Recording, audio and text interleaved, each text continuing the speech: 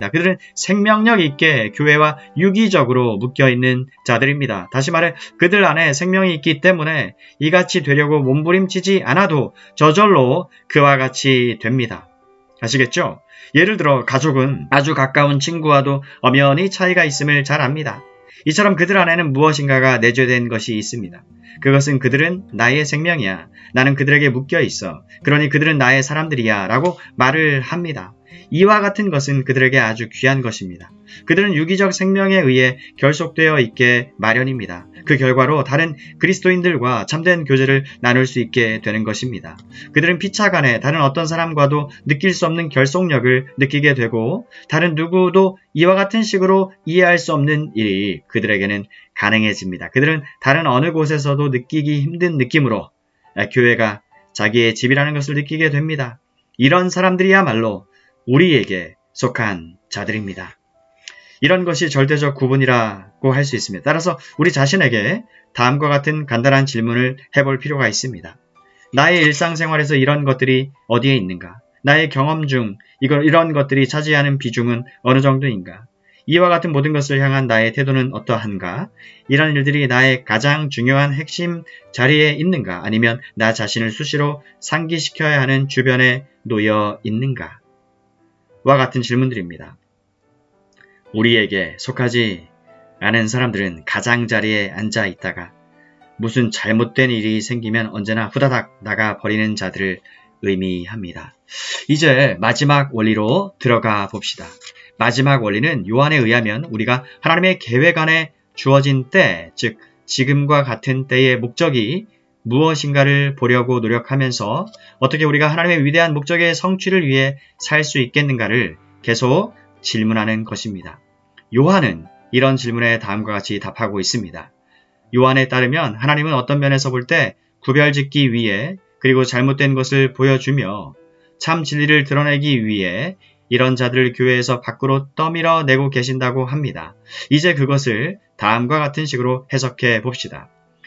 지금과 같은 시대야말로 교회에서 너무나도 중요한 시대입니다. 왜냐하면 우리를 점검해 볼 수 있는 절호의 기회이기 때문입니다. 따라서 이런 것을 우리 스스로 상기하듯이 주위에 믿는 친구들도 그렇게 하도록 격려해 줄 수 있습니다. 현대사회를 살아가는 사람들에게 해야 될 일은 하나님을 예배하거나 예배 처소에 가는 게 아닙니다. 실제로 그들이 왜 예배를 드리러 교회에 가지 않는지 논리적 핑계를 들으면 참으로 그럴싸합니다. 어떤 것에 관심을 갖고 있느냐 하는 사실이 우리의 영적 상태에 대해 확실하게 보여주는 것입니다. 그러므로 지금이야말로 사람들의 상태를 측정할 수 있는 때입니다. 이와 같은 때에도 교회에 대해 앞에서 말한 것과 같은 자세를 견지하는 사람들에게는 무엇인가가 있음을 알 수 있습니다. 하지만 대부분의 사람들은 이런 일에 관심이 없습니다. 이런 사람들을 측정하는 것이 얼마나 쉬운 일입니까?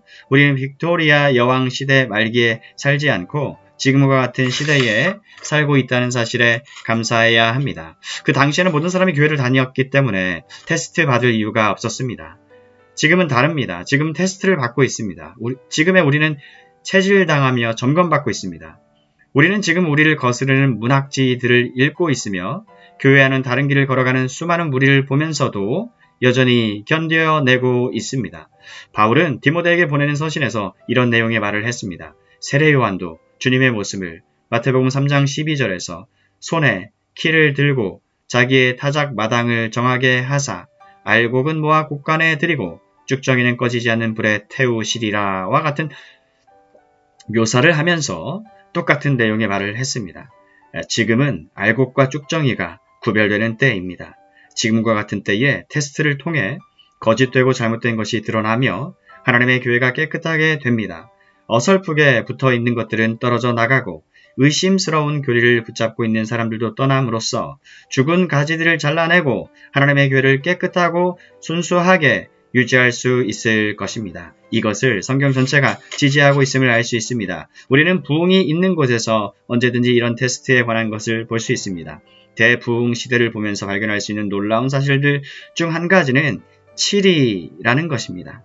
존 웨슬리의 경건의 일기를 보면 그가 교회 안에서 7위를 얼마나 강하게 주장했는지를 볼 수 있습니다. 제법 많은 숫자의 교인들이 모일 때쯤 그는 교회를 점검하기 시작했습니다. 그는 교인들을 한 사람씩 불러들여 그들의 신앙을 테스트했습니다.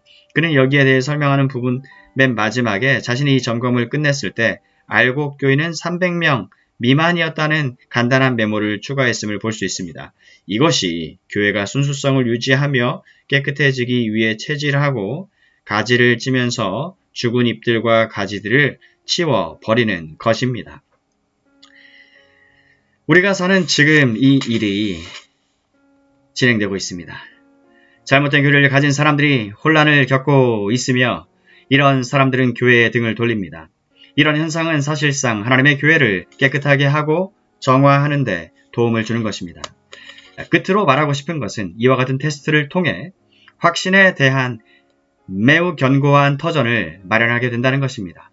그들이 우리에게서 나갔으나 우리에게 속하지 아니하였나니 만일 우리에게 속하였더라면 우리와 함께 거하였으려니와 라고 요한은 기록했는데 흠정역을 보면 의심할 여지 없이 라는 단어를 사용하고 있습니다. 이 단어의 사용은 우리의 이해를 많이 도와줍니다. 이 단어를 사용해 다시 한번 읽어보면 만일 우리에게 속하였더라면 그들은 의심할 여지 없이 우리와 함께 거하였으려니와 라고 읽을 수 있습니다. 여기서 알 수 있는 것은 그들은 우리와 함께 거하지 못했지만 우리는 여전히 거하고 있다는 것입니다. 왜 그럽니까? 오직 한 가지 대답은 우리가 믿음에 속하였기 때문입니다.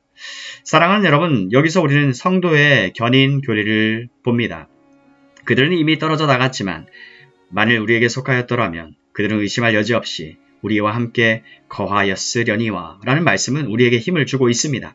잘못된 사람들이 떨어져 나가도 참된 신자들은 남아있게 마련입니다. 하나님의 교회에 속해 있는 사람들은 견고하게 지속해서 남아있을 수 있기 때문입니다. 하나님의 견고한 터는 섰으니 주께서 자기 백성을 아신다 라고 바울은 디모데후서 2장 19절에서 말했습니다.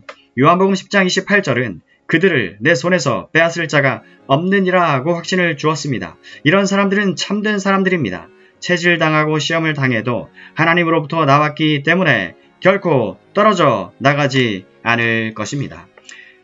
그러므로 우리는 이런 방식으로 오늘의 때를 바라보아야만 합니다. 지금은 배도의 때입니다. 타락의 때입니다. 많은 사람의 믿음이 타락하는 때가 바로 이 때입니다. 그렇다고 기독교 교회의 끝을 의미하는 것은 물론 아닙니다. 교회의 끝이란 곧 영광의 시작을 의미하는 것입니다. 교회는 멸망할 수 있는 성질의 것이 아니라는 말입니다.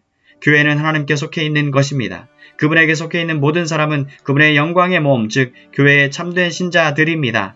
이런 특이한 관점에서 바라볼 때 우리는 현재와 같은 세상에 살고 있다는 것과 현재와 같이 어려운 때에 교회 안에 거하고 있다는 것을 자랑해야 할 것입니다. 내가 말하려는 뜻을 잘못 이해하지 말기 바랍니다. 우리는 당연히 너무나도 많은 사람이 그리스도 밖에 있다는 사실로 애통해야 합니다. 또 너무나도 당연히 교회가 매우 약하고 무력해져 있다는 사실에 애통해야 합니다. 그렇다고 많은 무리와 숫자에 너무 욕심을 내어서도 아니 됩니다. 단지 우리가 관심을 쏟아야만 할 것은 교리의 순수성입니다. 삶에서 교회 자체의 순수성과 아울러 교회가 가지고 있는 교리의 순수성을 의미하는 것입니다. 또 우리는 배교와 타락의 때임에도 불구하고 남은 자의 무리에 들어갈 수 있게 된 것을 자랑해야 할 것입니다.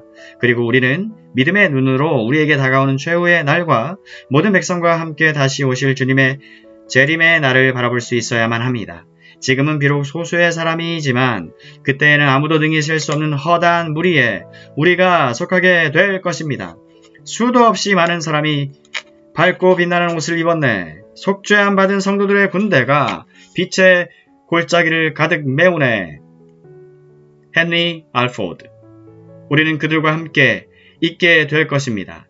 오늘은 비록 작고 보잘것없는 존재라 할지라도 우리가 하나님으로부터 온 사람들이라면 앞으로 올 영광을 소유할 것입니다. 할렐루야. 아멘.